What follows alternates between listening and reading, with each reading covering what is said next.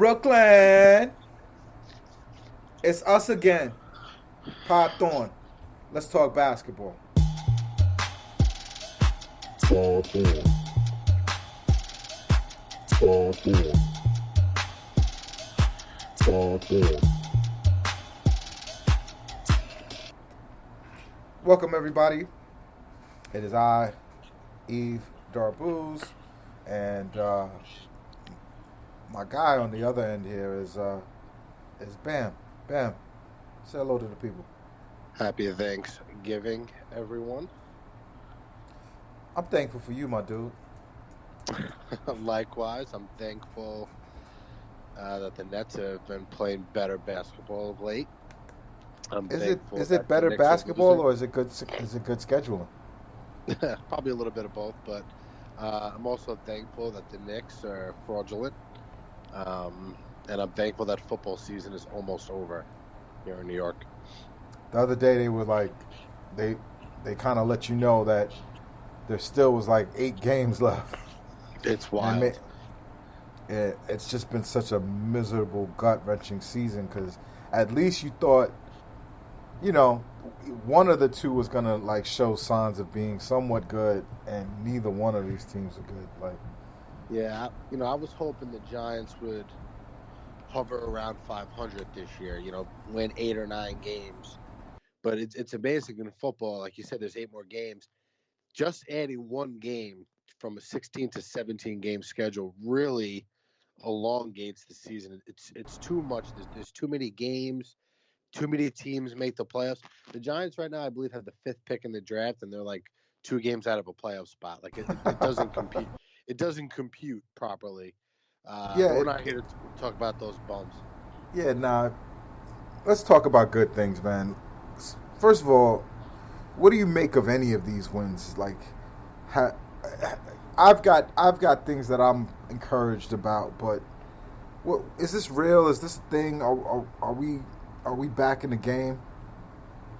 I guess you'd have to say, define real. I mean, I think it's, the Nets are one of the top 6 or 7 teams in the league. Where you would place them in that's up for debate. So yeah, I think it is real. I think, even with Kyrie out and with Joe missing time, we still have Kevin Durant on the floor. We're going to be a 50-plus win team. I think that the Nets are playing like one of the top 3 teams in the league? I don't know. Sometimes I feel like I'm just comparing to last year where it just looks so easy, and I'm kind of degrading them this year as a result. It's because we haven't gotten the wins that we really wanted. Yeah. The Warrior game was bad. The Warrior game was bad because there was no hope in it. They just were clearly better than us. And it's not even as simple as saying, oh, they get back Clay, we get back Kyrie, who has a bigger effect. It's straight up, they don't have Clay right now. They look way better than us. And, I think that troubled us a bit. Let me tell you my opinion on what's going on now. First of all, yes, it has a lot to do with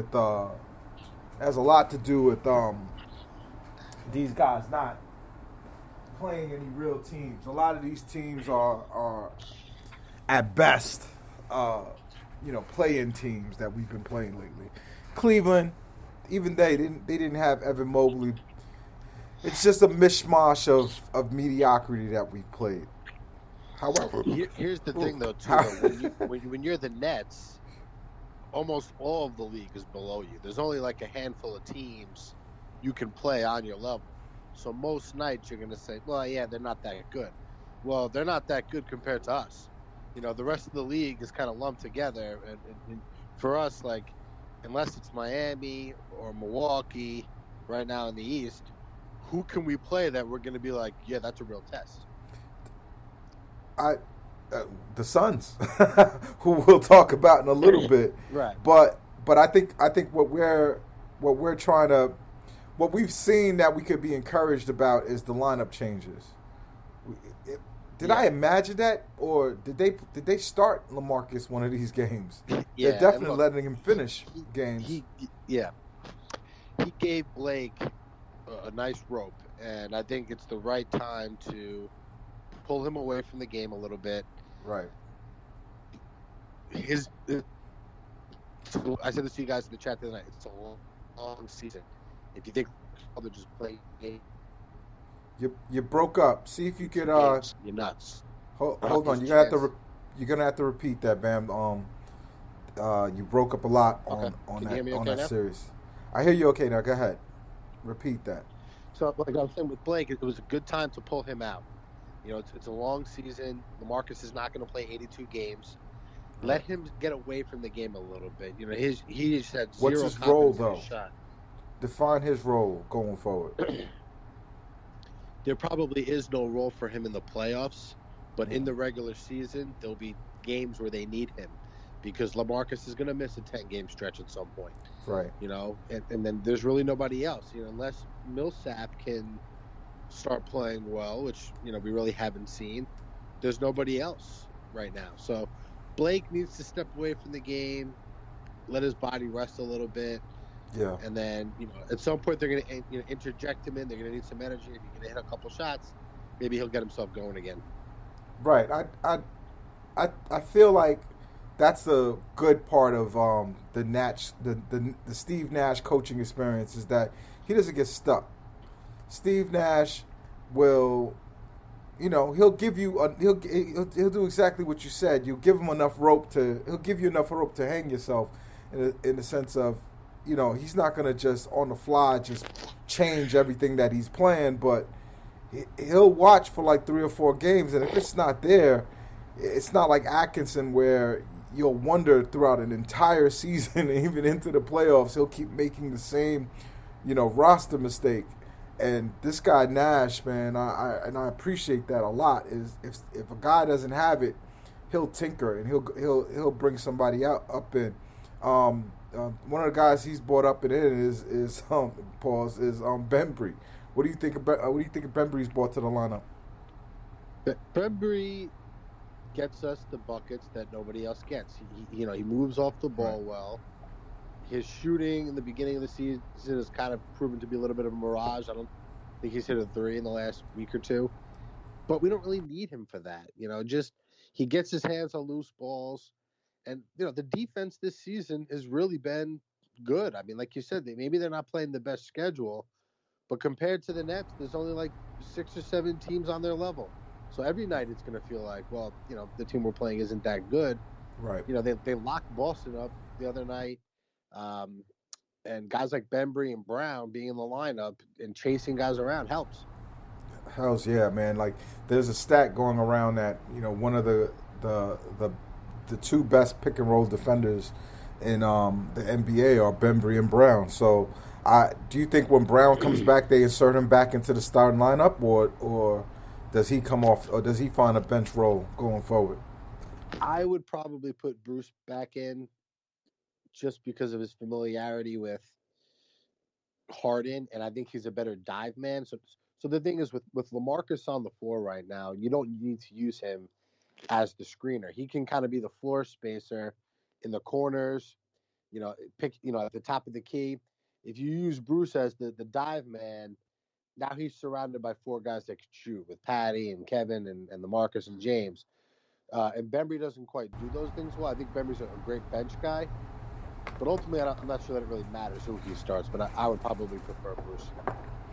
I like Bembry. I mean, it's not much of a difference. Bruce Brown is really like 6'3", and I'm saying with shoes on, Right. and Bembry is 6'5". Even though Bruce is listed as 6'4", there's a height difference between him and Bembry that's not just 1 inch. Maybe and it's length. His arms are longer. Right. And so, like, for me, I say I'd play Bembry, especially since they just don't have that in it. They don't have that type of player in their front court.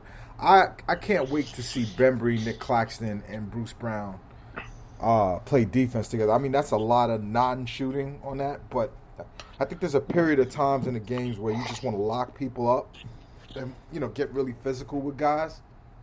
And I think you could deploy those guys, but we're missing one, Nick Claxton.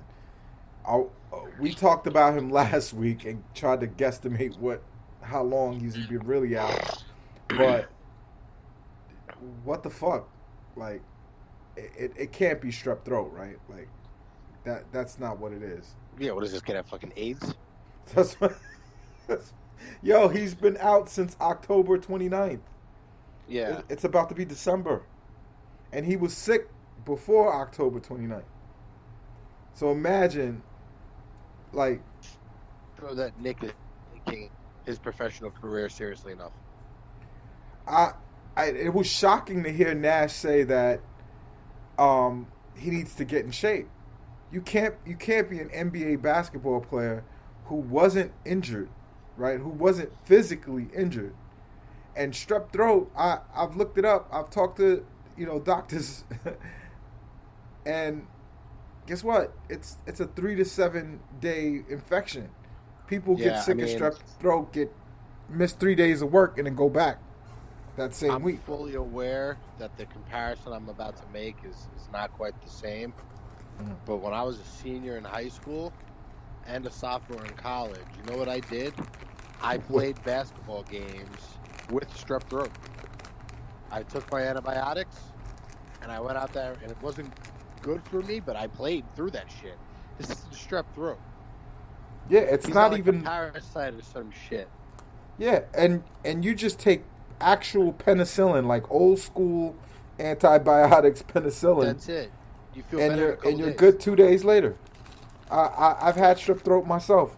It's not what our other partner had, which is mono. which right. You can tell what kind of freaky shit Sam been doing. But